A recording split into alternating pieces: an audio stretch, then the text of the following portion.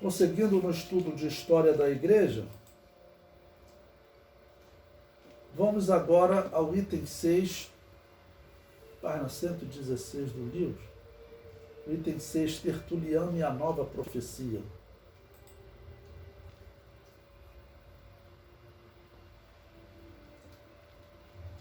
Bom, lembrando que nós estamos estudando, ainda estamos no período daquele imperador Sétimo Severo, próximo do ano 200 da era cristã.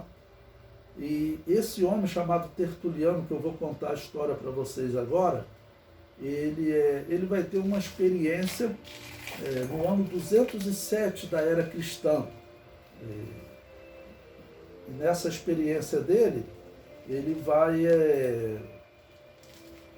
falar sobre a diferença da igreja que ele serve até o ano 207, e a partir do ano 207 ele tem uma experiência que ele muda de igreja. Ele vai para essa igreja nova, chamada Nova Profecia, né? Então, mais ou menos próximo do ano 207 da era cristã.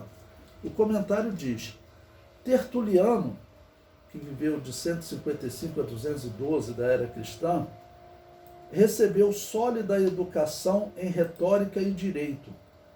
Em Roma, passou a fazer parte da igreja que aceitava adorar os deuses para não morrer. Lembre-se que ele está em meio àquela perseguição de Sétimo Severo, né?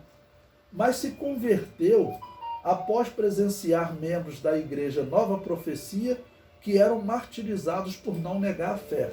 Ou seja, como eu estava dizendo para vocês, existia sempre duas igrejas nessas perseguições.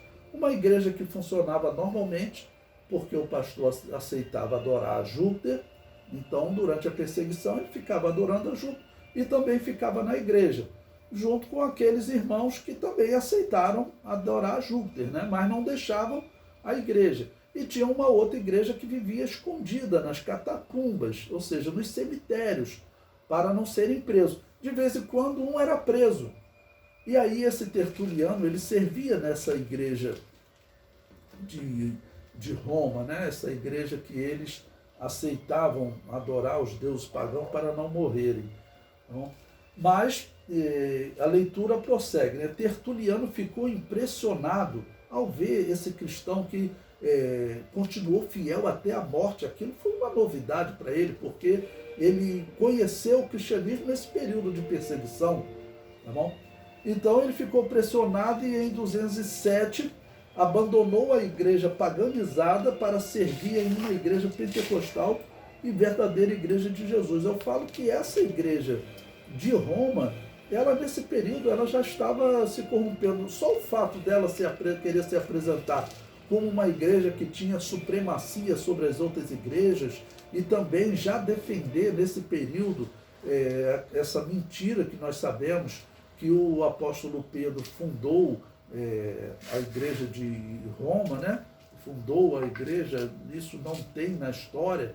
E também nesse período ela já está adotando o batismo de recém-nascido para substituir a consagração de crianças no culto romano, a divindade chamada Vaticano, né? Então essa igreja de Roma já é problemática. Bom, eu coloquei uma citação aí também do historiador Daniel Rups, né, que ele relata esse período. Principalmente tratando de história, eu gosto de citar historiadores antigos, né, e historiadores conceituados no nosso dia, que é o caso. O artigo dele diz: sobre este assunto havia matéria para discussão até mesmo entre os cristãos.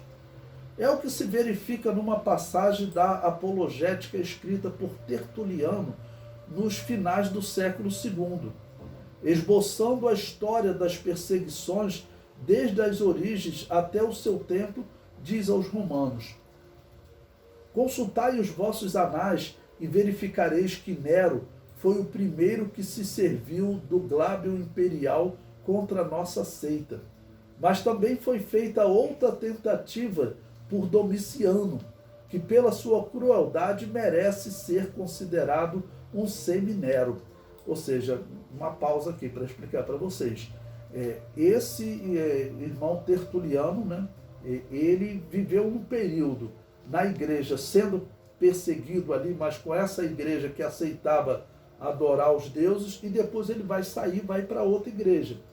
Ok? A gente não há consenso na época, mas parece que quando ele escreveu essa aqui, ele ainda estava na igreja de Roma.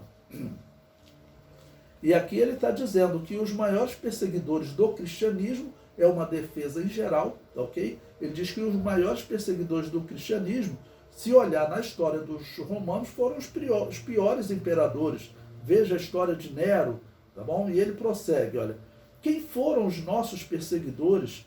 Foram homens iníquos, ímpios, infames, que vós mesmos sois os primeiros a condenar.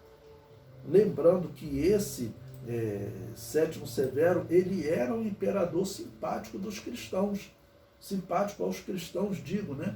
Mas ele mudou repentinamente por conta das questões dos deuses, né? E ele, então, está recebendo essa defesa da fé. Ele prossegue, pelo contrário, entre os príncipes que se sucederam no trono, sabendo respeitar as leis divinas e humanas, não podeis citar um só que tenha feito guerra aos cristãos. Ou seja, um imperador bom, ele respeitava o cristão. Um imperador maluco, como Nero e outros, não respeitava os cristãos.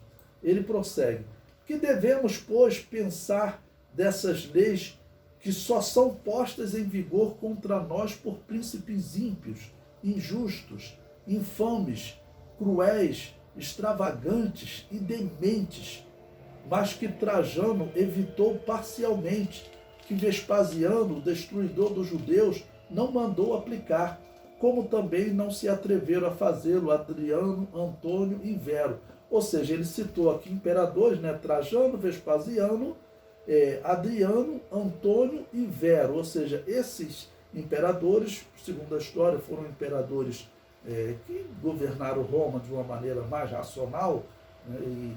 Ou seja, eles não fizeram guerra aos cristãos. Normalmente eles reduziam a perseguição só se alguém fosse denunciado, mas normalmente ele não colocava o exército para perseguir os cristãos. Bom, então foi tirado do livro, né, História da Igreja Cristã, de Daniel Hupes. Está lá na bibliografia para vocês.